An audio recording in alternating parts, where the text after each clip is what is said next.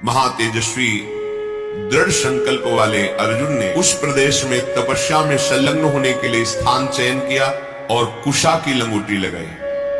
कुशा बहुत दुखद होता है, छू जाए तो त्वचा को चीर दे। लंगोटी लगाई और एक दंड समीप में रख लिया और अपने गांडीव धनुष और तूणीर को वृक्ष की डाल पे से टांग दिया और हाथ जोड़कर भगवान शंकर की स्तुति करके निरंतर भजन में लग गए।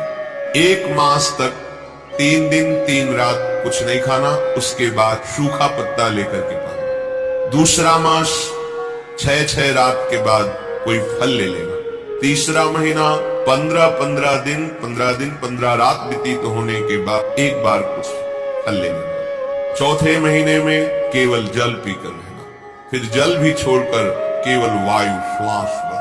महादेव जी के चिंतन में निमग्न, दोनों भुजाएं उठाए हुए, कोई सहारा नहीं, पैर के अंगूठे के अग्रभाग पर खड़े होकर के भगवान शिव के मंत्र का जप करते हुए आकाश की तरफ दृष्टि रखे हुए एकाग्र चित्त से उपासना कर रहे हैं।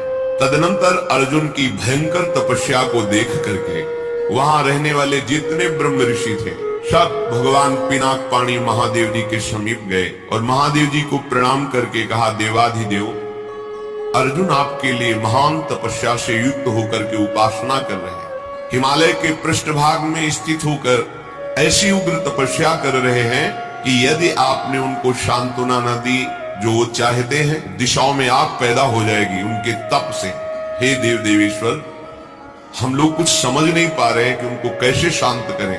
वे अपनी तपस्या का संताप प्रकट कर रहे हैं। हम महर्षि जन चिंतित हैं कि यदि वो ऐसी तपस्या में रहे तो आग पैदा हो जाएगी। जैसे ध्रुव जी ने अपनी प्राणवायु बंद कर ली तो त्रिभुवन की प्राणवायु बंद हो गई, तत्काल भगवान को आना पड़ा।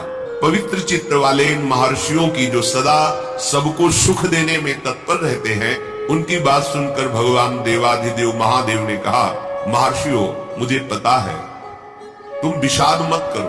अर्जुन की तपस्या किसी को कष्ट देने के लिए नहीं है। अर्जुन के मन में जो संकल्प है वो मैं जान रहा हूं। वो किसी लोकांतर के भोग की इच्छा से तपस्या नहीं कर रहे हैं। उन्हें जो पाना है वो मैं प्रदान करूंगा। तुम सब शांत चित्त होकर अपने अपने भजन में लगो जाकर। भगवान शंकर का ये वचन सुनकर जितने ब्रह्मर्षि आए हुए थे सब प्रणाम करके अपनी अपनी कुटिया को गए।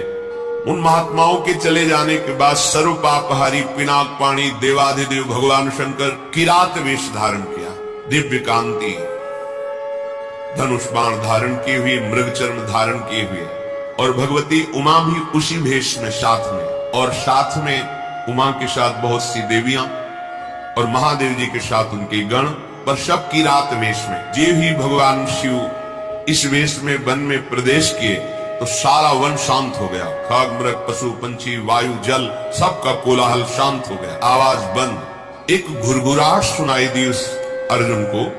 आकाश दृष्टि करके मंत्र जप कर रहे थे, दृष्टि घुमाई तो देखा एक विशाल सुअर उनको मारने के लिए तीव्र गति से आ रहा है। तत्काल अर्जुन ने अपने गांडीव धनुष को उठाया और प्रत्यंचा चढ़ाकर टंकार की, जिसकी ध्वनि उस शांत वन में गूंज गई। अर्जुन ने कहा, ऐ शुकर, मैं तपस्या में लगा हूं, किसी को कष्ट नहीं दे रहा हूं, फिर भी तुझे मारना पड़ेगा, क्योंकि तू बिना अपराध के मुझे मारने के लिए आ रहा है। सुदृढ़ धनुष वाले अर्जुन को प्रहार के लिए उद्यत देखकर किरात रूपधारी भगवान शिव ने सहसा रोका। ऐ वीर, इस शुकर को मैंने पहले शिकार रूप में निश्चित कर लिया है, तुम अपना बाण मत चला देना। परंतु अर्जुन ने किरात के वचन की अवहेलना करके तत्काल भयंकर बाण के द्वारा उस शुकर को बेध दिया।